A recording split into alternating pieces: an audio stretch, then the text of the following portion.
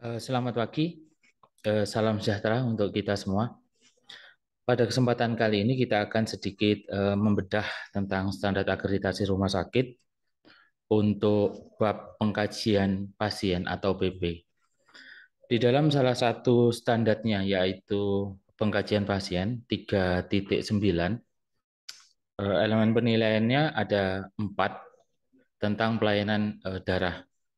Yang pertama, rumah sakit menerapkan regulasi tentang penyelenggaraan pelayanan darah di rumah sakit. Jadi surveyor mencari bukti adanya regulasi di rumah sakit berkaitan dengan pelayanan darah. Regulasi itu dapat berupa peraturan direktur, keputusan direktur, bisa pedoman ataupun panduan sampai dengan standar prosedur dan operasional atau SPO.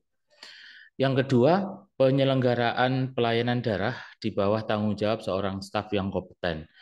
Jadi, surveyor mencari surat penetapan penanggung jawab pelayanan darah di rumah sakit, dan staf tersebut adalah staf yang kompeten. Yang ketiga adalah rumah sakit melakukan pemantauan dan evaluasi mutu. Jadi ada bukti pemantauan dan evaluasi mutu terhadap penyelenggaraan pelayanan darah di rumah sakit.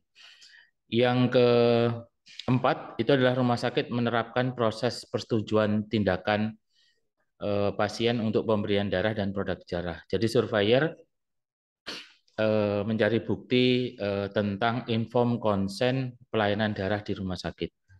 Tentang pelayanan darah di rumah sakit, regulasi bank darah rumah sakit sebagai sebuah kewajiban itu dapat kita temukan pada Peraturan Pemerintah Nomor 47 Tahun 2021. Dikatakan bahwasanya seluruh rumah sakit umum, mulai dari kelas rumah sakit A, kelas B, kelas C, dan kelas D, wajib memiliki bank darah rumah sakit.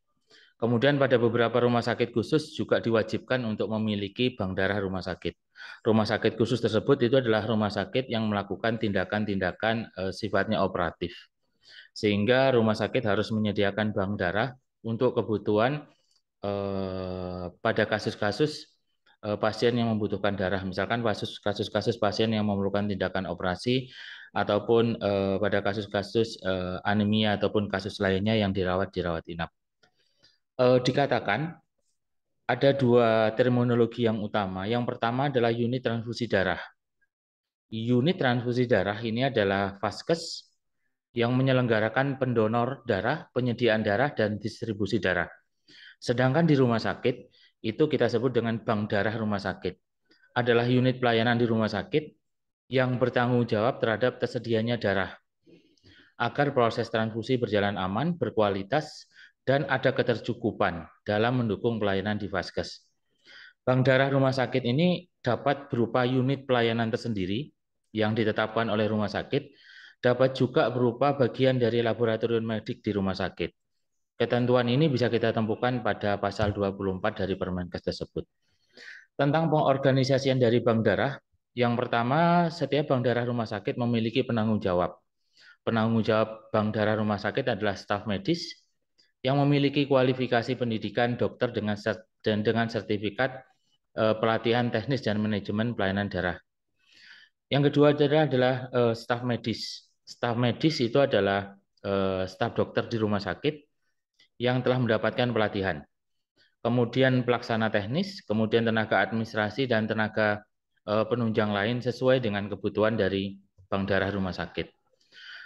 Untuk standar ruangannya ruangan untuk bank darah rumah sakit, gedung, kemudian ventilasi, penerangan lampu, kemudian kebutuhan air dan daya listrik sesuai dengan kebutuhan dari unit.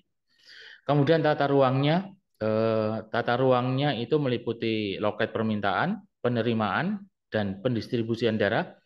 Kemudian ada ruang laboratorium, baik itu adalah laboratorium dan penyimpanan.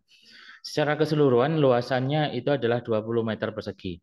Kemudian terintegrasi dengan sistem IPAL rumah sakit. Kemudian untuk peralatannya, jadi harus memiliki peralatan penyimpanan darah tergantung kebutuhan. Kemudian ada refrigerator, kemudian ada platelet aggregator, kemudian freezer kan gitu. Nah, ketentuan freezer ini bisa diwajibkan untuk rumah sakit kelas A dan kelas B. Kemudian di bank darah rumah sakit juga melaksanakan pemeriksaan serologi, golongan darah ABO, kemudian uji silang serasi. Kemudian proses distribusi dari darah rumah sakit itu menggunakan cool box dengan kebutuhan sesuai dengan kebutuhan di rumah sakit. Pelaksanaan pelaporan bank darah rumah sakit itu ada laporan bulanan dari bank darah rumah sakit kepada pimpinan rumah sakit. Ada yang pertama itu adalah laporan berkaitan dengan permintaan darah ke unit transfusi darah. Tanggalnya berapa itu diminta. Kemudian isinya adalah whole blood, PRC, fresh frozen plasma, dan jenis komponen lainnya. Kemudian ada laporan pemakaian komponen darah sesuai dengan kelompok staf medis yang ada di rumah sakit. Kemudian pelaporan tentang reaksi transfusi darah dan pelaporan tentang darah yang dikembalikan kepada unit transfusi darah. Jadi itu adalah bank darah rumah sakit yang harus atau wajib disiapkan oleh rumah sakit selama proses akreditasi rumah sakit. Terima kasih. Sampai bertemu pada diskusi selanjutnya. Assalamualaikum warahmatullahi wabarakatuh.